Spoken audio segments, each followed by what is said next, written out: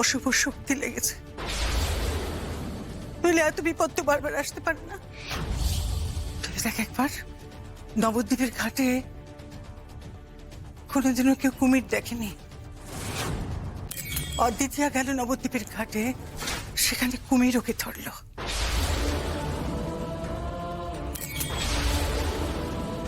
ওকে না পেয়ে তোকে ধরলো।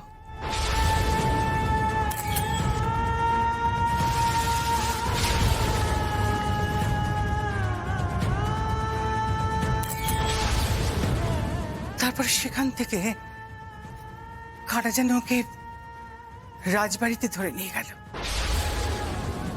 অক্ষয় আজ তার ফুলকে পেয়েই ছাড়বে। কে বাঁচাতে আসবে তোমাকে? ফুলকে বাঁচাবে মুরারি মোহন। সেখান থেকে বেঁচে ফিরলো কি ফিরলো না অমনি শ্মশানে কি যেন ওকে আহুতি দিতে চাইলো। জয় শয়তানের জয়।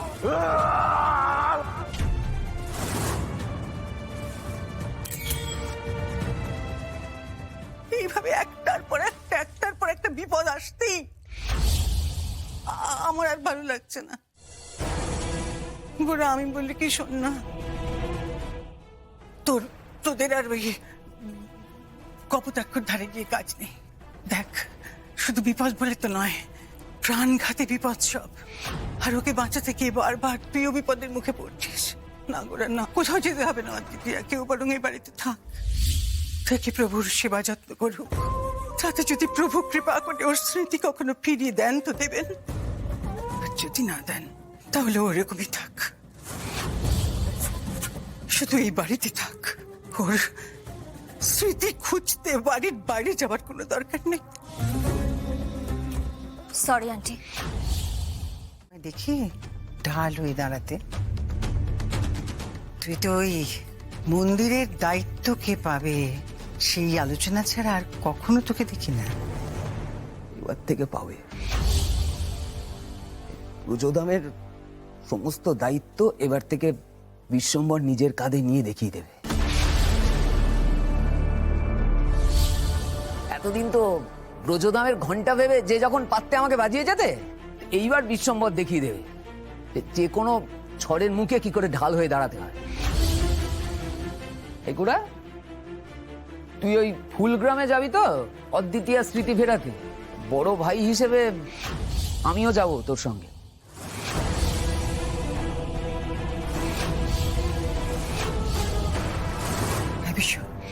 কি বলছিস তুই? ভেবে বলছিস কথাটা? ওরা যেখানে যাচ্ছে সেখানে গেলে যে কোনো মুহূর্তে বিপদ আপদ হতে পারে, ভেবেছিস? 100 বার ভেবে আমি বলছি।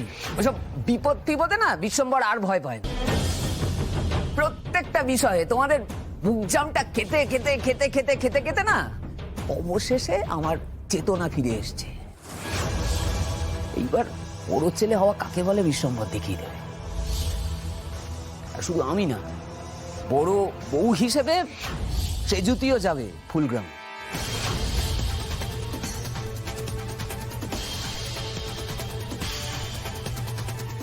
বাবারে, একদিনেই তো দেখছি বড়দা খেলা দেখাতে শুরু করে দিয়েছে।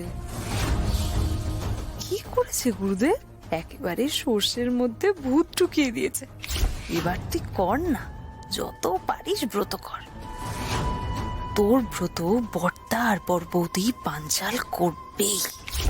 গুরুদেবের মগজ ধুলাইতে তো স্মৃতি ফেরা এবার 20 পাও জলে পড়লো রে অদ্বিতীয়া। হঠাৎ করে কি হলো বর্দা ভাই? হঠাৎ নয় রে, আমি মনে প্রাণে সবসময় চাই যে ওই মেয়ের স্মৃতিটা ফিরে আসুক। কারণ একমাত্র স্মৃতি ফিরে এলেই বোঝা যাবে যে ও পাকাপাকি ভাবে এই ব্রজধামে ফিক্সড হয়ে থাকবে নাকি সুযোগ পেলেই আবার কলকাতার দিকে পাড়ি দেবে। যেদিন থেকে এই মেয়েটা ব্রজধামে পা রেখেছে না মা, এই ব্রজধামের সমস্ত সিস্টেম একেবারে ঘেটে চুরমার করে দিয়েছে। বাড়ির সিস্টেম ফিরিয়ে আনা তো বড় ছেলে হিসেবে আমার কর্তব্য। এ কি, বর্দার হাতটা কাটলো কিভাবে? দেখ বিশু, আর লোকবল যত বাড়ে ততই তো ভালো মা। এই গোস্বামী বাড়িতে আমরা যদি সবাই নিজেদের মধ্যে বেঁধে বেঁধে থাকি তাহলে তো এমনিতেও কোনো বিপদ আমাদের কাছে ঘেঁষতে পারবে না। আর মা, অদ্বিতীয়ার জন্যই ব্রতটা করা খুব প্রয়োজন। ও স্মৃতি ফিরে আসা খুব দরকার মা, না হলে তো ওরই বিপদ। তুমি এত চিন্তা করো না মা, আমরা 3 জন যাব আর 3 জনই সশরীরে ফিরে আসবো। এ কি গোরা, 3 জনে মানে? শুনলে না তোমার দাদা কি বললো? আমিও যাব। আর তাছাড়া অদ্বিতীয়া ওখানে ব্রত পালন করবে, একজন এও স্ত্রীর দরকার, হাতে হাতে সব এগিয়ে দিতে হবে না? আমিও যাব।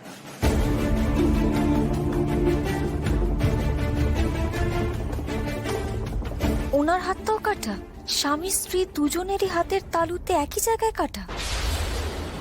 যা খুশি করো তোমরা। কিন্তু গোরাদা, ফুলগ্রামের কপোতাক্ষ ঘাট তো অনেক দূরে, তোমরা ওখানে গিয়ে থাকবে কোথায়? আমার দাদুর সাথে কথা হয়েছে, ওখানে দাদুর এক যজমান আছেন, পেশায় চাষি, বৈষ্ণব ব্রাহ্মণ। আমরা তার বাড়িতে গিয়েই উঠব। আচ্ছা মধুচন্দ্রা, আমি আর দাদা দুজনেই তো যাব। ওদিকে দাদু আর কাকু দুজনেই ভাগবত পাঠে বাইরে। তুমি অচিন্তকে বলো যাতে বাড়িটা একটু দেখে শুনে রাখে। তোমরা এতগুলো মেয়ে এখানে থাকবে একা। আরে পারবে পারবে, ও তো আর কুচি খোকা নয় যে এইটুকু সামান্য দায়িত্ব নিতে পারবে না। বাড়ির প্রয়োজনে বাড়ির 2 দাদা একটা কাজে বাড়ির বাইরে যাচ্ছে, ছোট ভাই হিসেবে এটা তোর কর্তব্য যে এই সময়টা সামলে দেওয়া। গোরাদা, তুমি দিদির স্মৃতিশক্তি ফিরিয়ে নিয়ে আসো, আমাদের সকলের ইচ্ছা পূরণ করো। মহাপ্রভু বহুদিন তার প্রিয় ভক্তের হাতে প্রসাদ গ্রহণ করেননি। আমাদের মতন মহাপ্রভুরও ভীষণ মন খারাপ। ঠিক আছে, চলো আমরা ওপরটা গুছিয়ে নিই।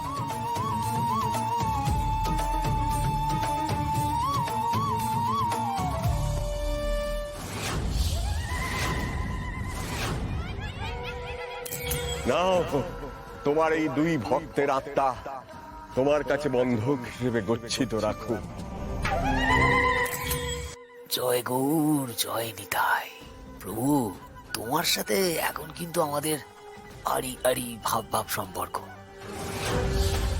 দেখো, তুমি তো আমাদের ভালো করে দেখলে না, বরং শয়তানের কাছে গিয়ে নাম লেখালে আমাদের একটু ভালো আমদানি হতে পারে।